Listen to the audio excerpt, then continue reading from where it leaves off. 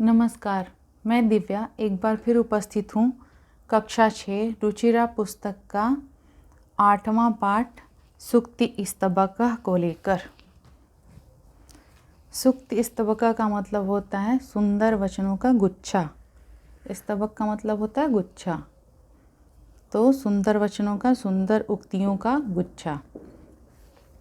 उद्यमेन ही सिद्ध्यन्ति कार्याणि न मनोरथैः। उद्यमेन ही सिद्ध्यन्ति कार्याणि न मनोरथैः न हि सुप्तस्य सिंहस्य प्रविशन्ति मुखे मृगा। उद्यमेन का मतलब होता है परिश्रम। सिद्ध्यन्ति परिश्रम से ही, सिद्ध्यन्ति सिद्ध होता है। क्या? परिश्रम से ही कार्य की सिद्धि होती है। न मनोरथैः, न कि चाहने मात्र से। न मनोरथी मतलब इच्छा मात्र से, चाहने मात्र से।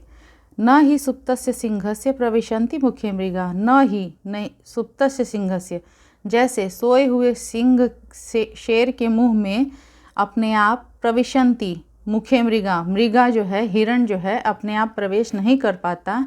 उसके लिए शेर को परिश्रम करना पड़ता है, उसका शिकार करना पड़ता है, उसके पीछे दौड़ना पड़ता है। ऐसे ही बिना परिश्रम के कोई कार्य सिद्ध नहीं होता, यानी पूरा नहीं होता। कोई भी कार्य बिना परिश्रम के पूरा नहीं होता।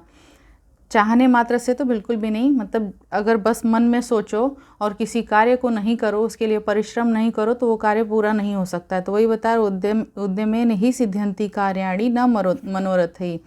उद्यम से यानी परिश्रम से ही कार्य की सिद्धि होती है, यानी कार्य पूरा होता है। न मनोरथैः, न कि सोचने मात्र से, इच्छा मात्र से।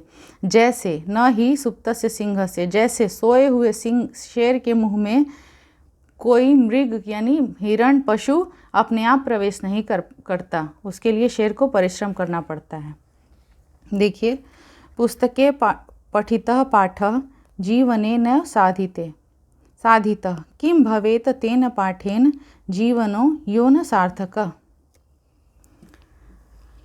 पुस्तके पठितः पाठः जीवने न साधिते। पुस्तके यानी पुस्तक के पढ़ने से कुछ नहीं होता। जीवने न साधिते, जिससे जीवन में, देखिए, पुस्तक पठितः पाठः जीवने न साधिते।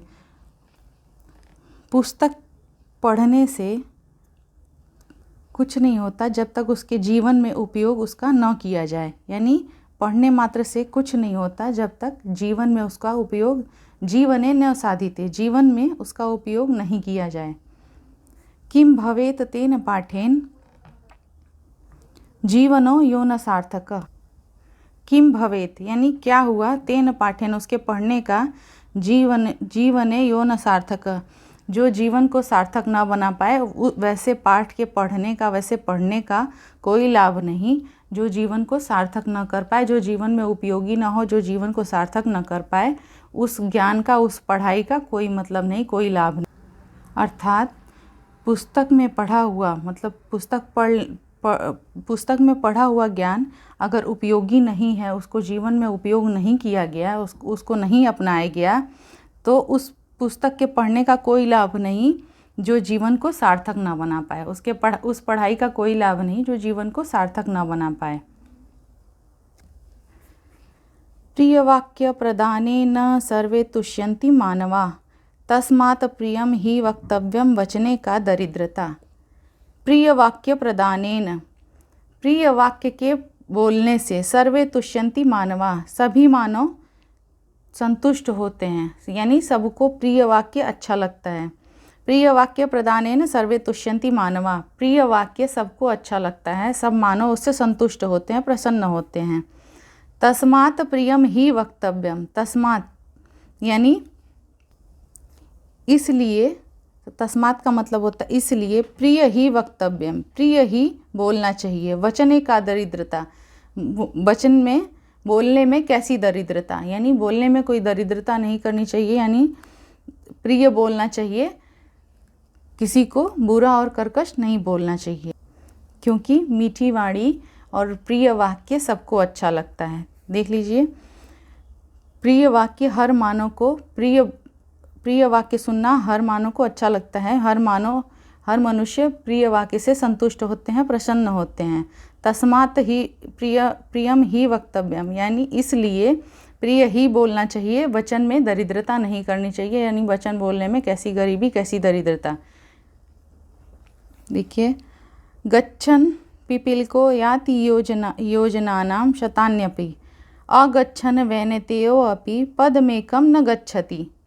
गच्छन् पिपीलिको याति, गच्छन् मीन्स चलती हुई, पिपीलिका, पिपीलिका मीन्स चींटी, याति योजनानां शतान्यपि, वो सैकड़ों योजन तक यानी सैकड़ों कोसों तक पैदल चल लेती है, सैकड़ों कोसों तक आगे बढ़ जाती है। चलती हुई चींटी सैकड़ों कोसों तक, योजना नाम मीन्स सैकड़ों कोसों, शतान्यपि मीन्स सैकड़ों, सैकड़ों कोसों तक वो आगे बढ़ जाती है, चल लेती है। अगच्छन् वैनतेयो अपि पदमेकं न गच्छति, अगच्छन् और नहीं चलता हुआ, वैनतेयो अपि मीन्स गरुड़, वैनतेय का मतलब होता है गरुड़, अपि मीन्स भी, नहीं चलता हुआ गरुड़ भी पदमेकं न गच्छति, पदमेकं का मतलब होता है एक पद भी, एक पग भी, न गच्छति नहीं जा सकता। देखिए, गच्छन् पिपीलिको याति योजनानां शतान्यपि अगच्छन् वैनतेयो अपि पदमेकं न गच्छति। चलती हुई चींटी सैकड़ों कोसों तक पैदल आगे बढ़ जाती है, चल जाती है। अगच्छन् वैनतेयो अपि, और नहीं चलता हुआ गरुड़ भी एक पग भी आगे नहीं जा सकता। अर्थात जीवन में हमेशा आगे बढ़ते रहना चाहिए, रुकना नहीं चाहिए, क्योंकि अगर गरुड़ तो बहुत तेज उड़ता है और चींटी कितनी छोटी होती है, तभी भी वो सैकड़ों कोसों तक वो पैदल चली जाती है, और वैनतेय बैठा हुआ एक पग भी आगे नहीं जा सकता। गरुड़, वैनतेय का मतलब होता है गरुड़। काकः कृष्णः पिकः कृष्णः को भेदः पिक काकयो वसंत समये प्राप्ते काकः पिकः पिकः। काकः कृष्ण, काकः का मतलब होता है कौआ, कृष्ण का मतलब होता है काला, पिकः का मतलब होता है कोयल, और कृष्ण का मतलब होता है काला।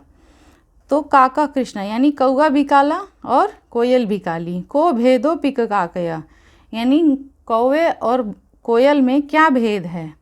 पिक काकयो मतलब कोई भेद नहीं कौवे और कोयल में, क्योंकि दोनों ही काले हैं।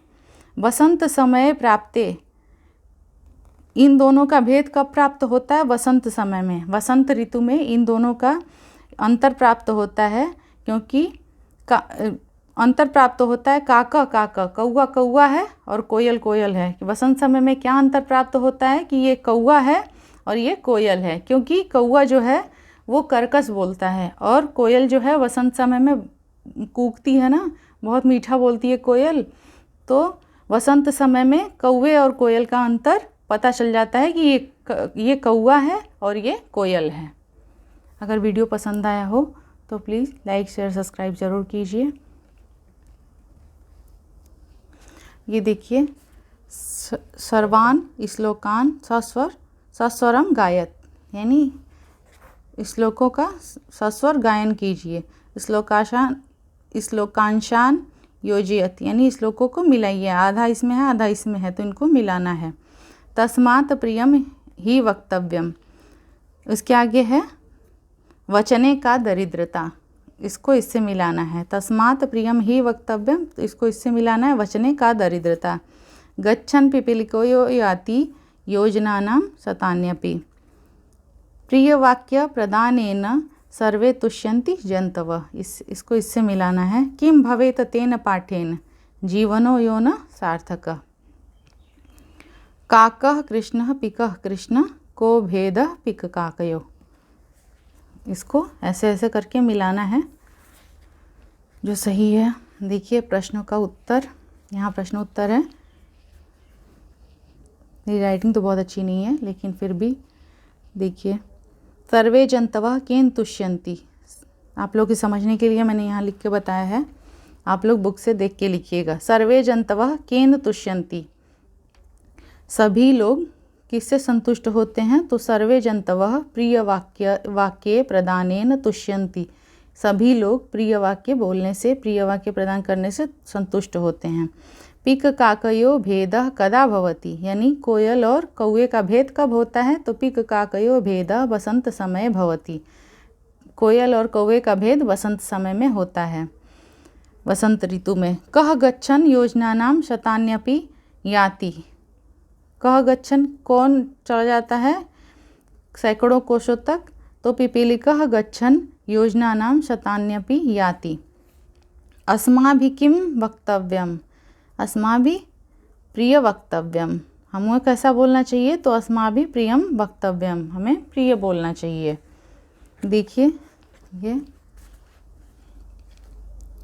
उचित कथानां समक्षम आम और अनुचित कथानां समक्षम न इति लिखत, मतलब जो सही है उसके समक्ष आम लिखना है। आम मतलब हाँ होता है और न मतलब नहीं। तो काकः कृष्ण न भवति, यानी कौवा काला नहीं होता है, तो ये गलत है ना, तो यहाँ न लिखेंगे। अस्माभिः प्रियम वक्तव्यम सही है, तो आम। वसंत समय पिक काकयो भेदा भवति, सही है ना, वसंत समय में ही पिक कौवे और कोयल का भेद होता है, तो आम यानी सही, हाँ।